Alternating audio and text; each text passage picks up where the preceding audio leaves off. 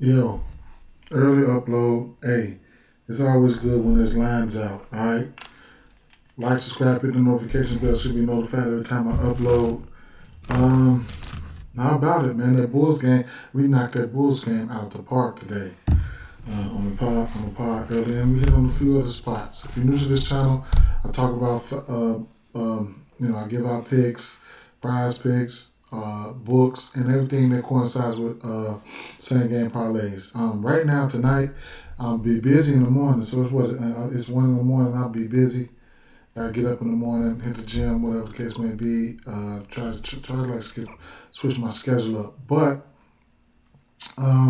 let's talk about a few plays. Like I said, I got a channel membership. If you want to join that, that's a good way to support my channel. I know my mic has been acting up, so bear with me for a while. Till I get some free time on the weekend. What else? PrizePicks sponsors my channel. The link will be in the description if you want to sign up. And also keep an eye out on the community section and for my plays. I drop plays over there. And always, the most important thing is make sure you're following underscore NBA on Twitter. Underdog NBA on Twitter. Make sure you have the notifications on for them for every time they tweet. That's the most important thing is the news, okay? So let's go through a few brief things that we need to address. All right. Don't know where I stand with this New Orleans Pelicans and Orlando Magic game. We got 227 over under in this spot. CJ has been off the chain, so you don't need me to tell you that his points are in play, and I do like the matchup for him going up against these guards.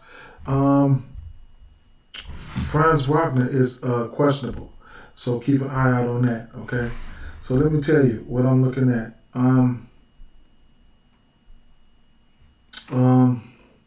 Markel Fultz, his fantasy score can be in play here. Can be in play.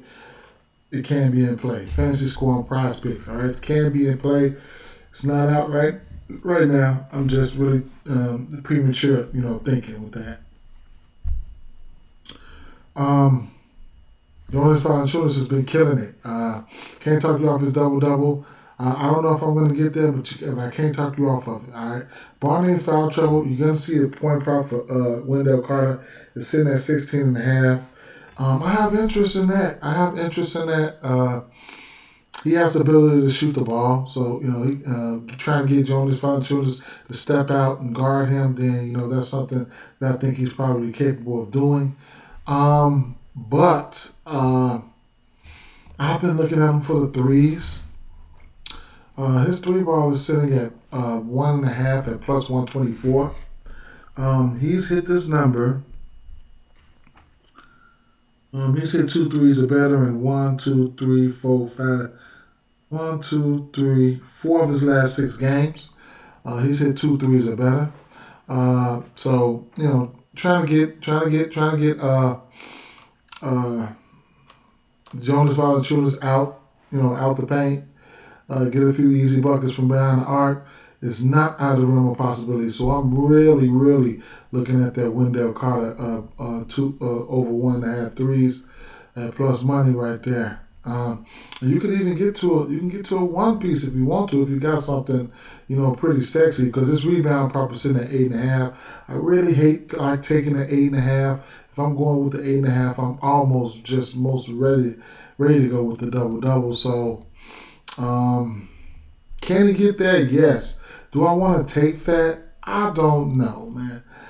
Jonas Valanciunas has been acting a fool. You get a double for Wendell Carter at plus 155, but in bankroll builders, you can add up. You can add some shit up. You can definitely add some shit up. I might add his 1-3 to a bankroll builder. I don't know. Maybe a 6 rebounds. Maybe a stat line for him, like a 3. Maybe if I can get Banchero to slap me a 3, that's a 118. Maybe 3 threes for CJ McCollum, something like that. I'll figure it out. But I got real interest in that 2 threes for Wendell Carter at plus 124. It's official. I'm gonna sprinkle something on it just a little bit and get it on out the way. All right, that's just something that I like. Miami Heat at Dallas Mavericks 217.5 over under in this spot. Dallas Mavericks at home. This is a pace up down matchup here. Neither one of these teams play the fastest though, so that's one thing that you can look at there. All right. This Miami Heat team is a team that, they're in the bottom 4. They're giving up 3-pointers as a team. So, this is what they do. This is what the league does, and this is what Dallas does. They come out and they shoot the 3. So I can't talk you off any threes for any of these guys, okay? This is a triple-double spot for Luka Doncic. This is not a good rebounder team, and you can see it in the lines. Even the rebounds, like his rebound probably sitting at 10.5. The books know it's not a good rebounding team. His assists sitting at 9.5. It is what it is with that, So the 3-ball, I can't talk you off anything from the 3-ball. You should be able to get away with getting some plus money out the 3-point section here.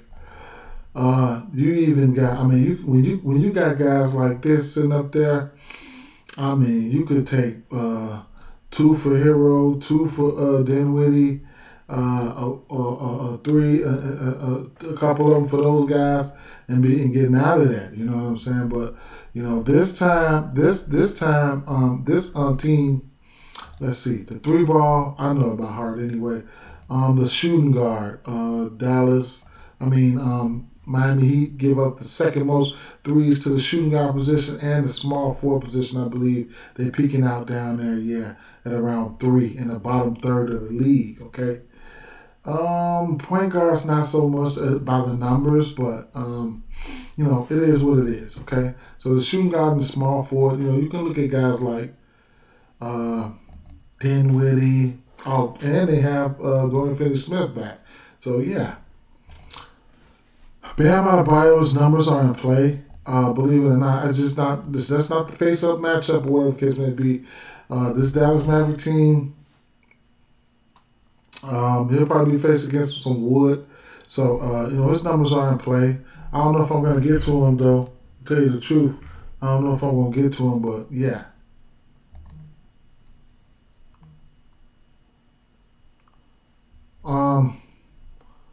This Golden State Warriors, we have to see what's going to happen tomorrow because it's locked. Probably multiple guys are going to sit. So, if you think that multiple guys are going to sit, you can take a stab at, Golden State right now. Or Cleveland right now, whatever floats your boat. I think Donovan Mitchell is probable for this one, but like I said, Clay might be the number 1 candidate to sit. You never know with the rest of the team. All right, so I'll wait till things come out. New York Knicks at Atlanta Hawks here, 233.5 over under in this spot. Now, we don't have any Mitchell Robinson, so, there will probably be Hardenstein or might get the start there. So that's something that you need to keep an eye out there. All right? You don't need me to tell you about Julius Randle usage or numbers. They are in play. I seen a rebound probably at 13.5. I don't think I'll be getting there, but, it is what it is. I can't talk you off of it. His fantasy score, nothing like that.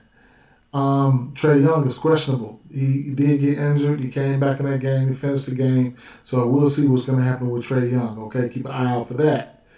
Trae Young doesn't go, then DeJounte Murray's. He's going to have a nice amount of usage to go around right there. All right. Now, ever since Brunson been scoring them points, he's been going under his assist prop. I think, let's see. I think he's hit this number 2 out of his last. Let me get some numbers for you guys.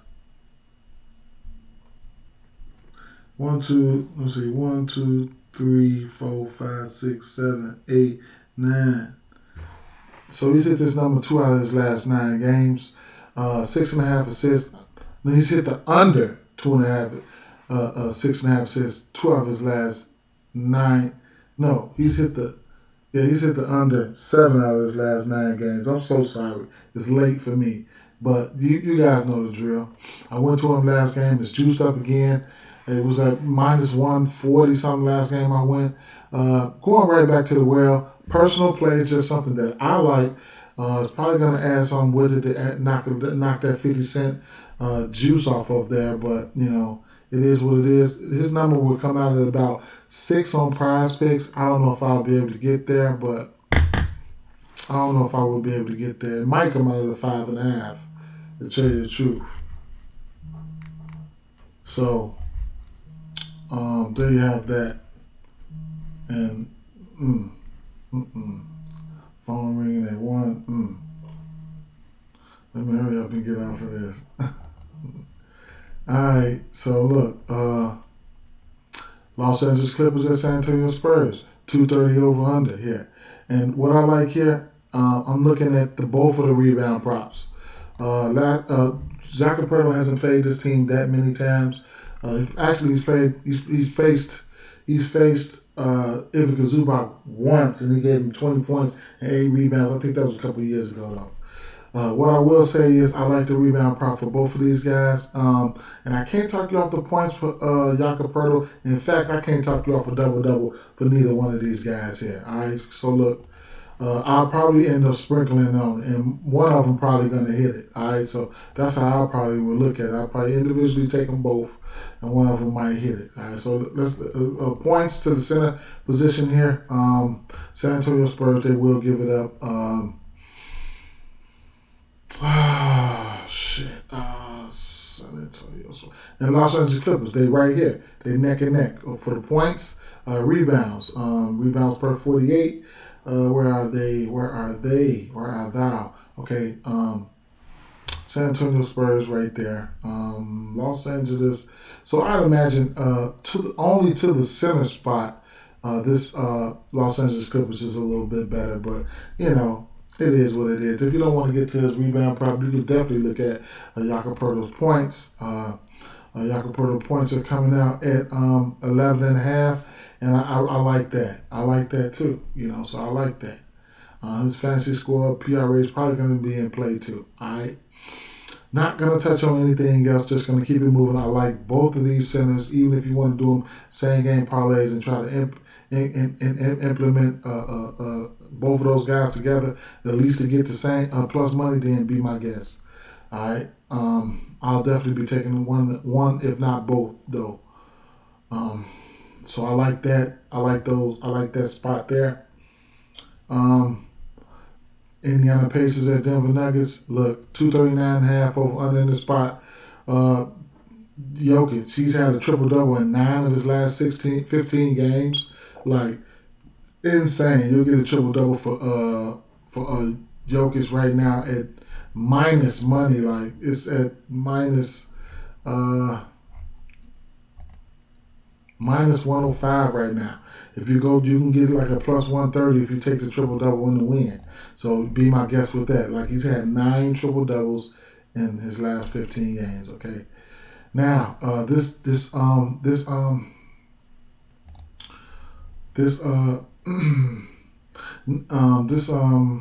team here versus the point guard, they're not very good versus the point guard. Denver Nuggets give up the most points, or the third most points, and the most assists to the point guard position. This is going to bode well for TJ McConnell and Nembhard, however you pronounce his name. So we can look at that right there. And like I said, if you want any validation for the center spot, this Indiana team give up probably like the 5th, 6th most centers, points to the centers, rebounds. They give up the 3rd most rebounds to the center. Miles Turner is a good defender, but Joker is a different beast. So look, I'm have some interest in the assist prop here for Nembhard, but I don't know, man. I don't know. I might temper my expectations, and vice versa though. Because the Indiana Pacers will give up points to the point guard position. Okay, so especially the 3 ball, I think. So let's see. Yeah, and these teams are neck and neck at giving up the threes to the three ball, okay? I mean, to the point guard position. So you can't talk you off of anything for Jamal Murray there, all right? Brooklyn Nets and Utah Jazz, another game where I can't look at nothing past the center, okay? I'm just looking at the center spot right here. I'll take the over. I'll take the over rebounds for Walker Kessler. Yes, I will. I'll do that. I sure would. With no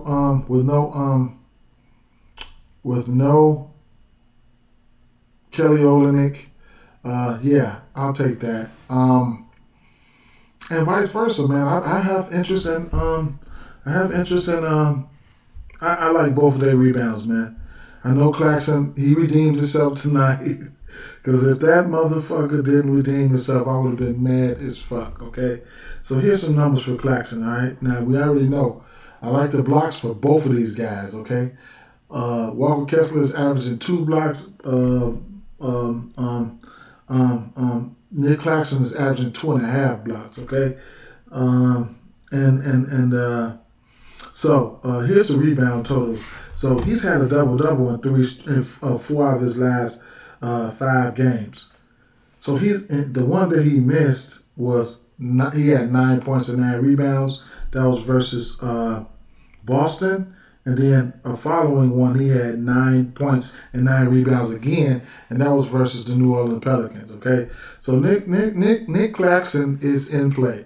One thing about this Utah Jazz team, they will give up rebounds. Okay, so he's in play. All right, Walker Kessler. All right, so Walker Kessler, hey, right back at you.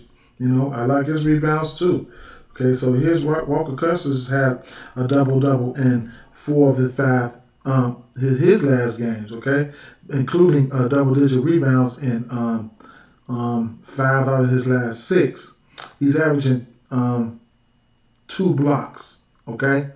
So those are my favorite plays right there. Honorable mention,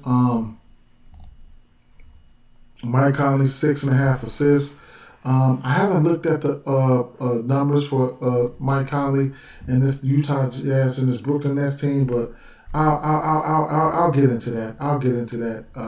Catch me on the internet. Memphis Grizzlies at Los Angeles Lakers. I'm gonna like the rebounds again. All right, rebounds 11.5 for Steven Adams. I like it. Even if I have to tease it down in the same game parlays, whatever the case though, but I like it. This Lakers team is not a good. Not good versus the center like that. Next play I got for this one here is it's a pick your poison play here. We know John Moran is good at basketball. Okay, we know this. All right. Now, before we go any further, Walker Kessler's fantasy score and Nick Claxton fantasy score. Those are I'm going to be looking out for those on PrizePicks. They're not out right now though. Okay. Fantasy score is not out. Okay, right back to this regular schedule program is we got points. Okay, so it's a pick and poison play here. Desmond Bain 3.5 threes. I'm just going to have to sprinkle on both. If I don't get there, if you don't get there, it just doesn't get there. Okay, give me the over 21.5 points for Desmond Bain, and then give me over 3.5 threes for Desmond Bain, and or 4 threes in a win for Memphis Grizzlies. On the road at Los Angeles. I think I'm going there. Okay.